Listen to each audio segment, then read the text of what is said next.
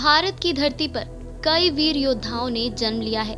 मेवाड़ की धरती पर ऐसे ही एक शूरवीर ने 9 मई 1540 को जन्म लिया था।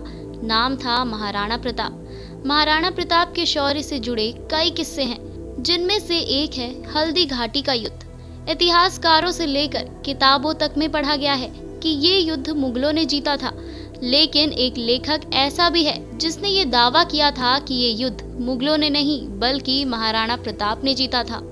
राष्ट्रीय रत्न महाराणा प्रताप किताब के लेखक डॉक्टर चंद्रशेखर शर्मा, जो उदयपुर के सरकारी महाविद्यालय मीरा कन्या महाविद्यालय के छात्रों को पढ़ाते हैं, और उन्होंने शहर के जनार्दन राय नागर राजस्थान विद्यापीठ विश्वविद्यालय से अपनी पीएचडी के लिए इस किताब पर काम किया है।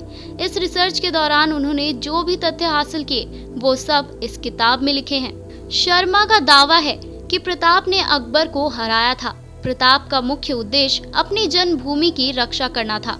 अगर अकबर ने युद्ध में विजय प्राप्त की होती तो वो प्रताप को गिरफ्तार करता और मौत की सजा देकर उसके राज्य पर कब्जा कर लेता। इस बात के सबूत हैं कि अकबर अपने मंसूबों में कामयाब नहीं हो पाया था। हल्दी घाटी युद्ध के बाद अकबर सेनापति मान सिंह व आसिफ खान से हार को लेकर नाराज था और इसी कारण इन दोनों को 6 महीने तक दरबार में न आने की सजा दी थी।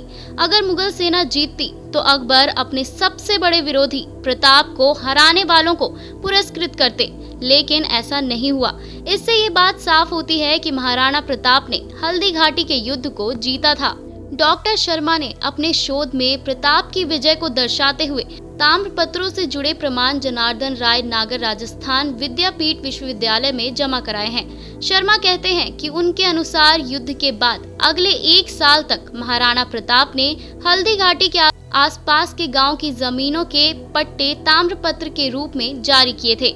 इन पर एक लिंगनाथ के दीवान प्रताप के हस्ताक्षर थे। उस समय जमीनों के पट्टे जारी करने का अधिकार सिर्फ राजा का ही होता था। अगर प्रताप की जीत ना हुई होती तो वो उन ताम्र पत्रों पर हस्ताक्षर नहीं कर सकते थे। शर्मा ने इन ताम्र पत्रों को तत्कालीन महान राजपूत परिवारों और गांव के किसानों से इकट्ठा कर अपनी किताब में भी छापा है। इसके साथ ही उन्होंने ये निष्कर्ष निकाला कि हल्दी घाटी के युद्ध के बाद ही प्रताप की प्रशासनिक व्यवस्था के साथ कोई भी छेड़छाड़ नहीं की गई थी। वो कहते हैं कि भीलवाड़ा मैदानी इलाकों के साथ साथ मेवाड़ के महत्वपूर्ण पहाड़ी क्षेत्रों पर प्रताप के प्रभावी नियंत्रण के निशान आज भी मौजूद हैं। 1834 में जिस जमीन पर महाराणा प्रताप के घोड़े चेतक की समाधि का नवीनीकरण किया गया था, वास्तव में वो जमीन समाधि बनाने के लिए 1576 में हुए हल्दी घाटी के युद्ध के बाद प्रताप द्वारा ही आवंटित की गई थी। इससे साफ जाहिर होता है कि हल्दी घाटी के युद्ध के बाद भी मेवाड़ और उसके आसपास के इलाकों पर महाराणा प्रताप का ही नियंत्रण था। महाराणा प्रताप पहले ऐसे भारतीय राजा थे जिन्होंने गुरिल्ला युद्ध भी लड़ा था और बहुत व्यवस्थित तरीके से इस युक्ति का उपयोग किया, जिसका परिणाम यह हुआ कि मुगल घुटने टेकने पर मजबूर हो गए थे। एक ऐसा भी समय था जब लगभग पूरा राजस्थान मुगल बादशाह अकबर के कब्जे में था, लेकिन महाराणा अपना मेवाड़ बचाने के लिए अकबर से 12 साल तक लड़ते रहे। अकबर ने उन्हें हराने के लिए हर हथकंडा अपनाया, लेकिन महाराणा आखिर तक अविजित ही रहे। इसके साथ ही शर्मा कहते हैं कि युद्ध की ये तकनीक ना ही प्रदेश शासित है और ना ही समयबद्ध है।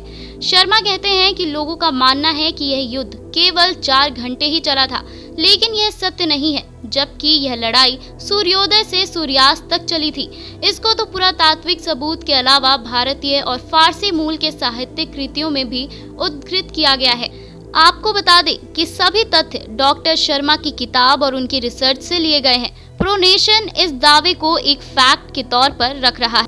साथ ही आपको बता दें कि यह सभी तथ्य डॉक्टर शर्मा की किताब और उनकी रिसर्च से लिए गए हैं।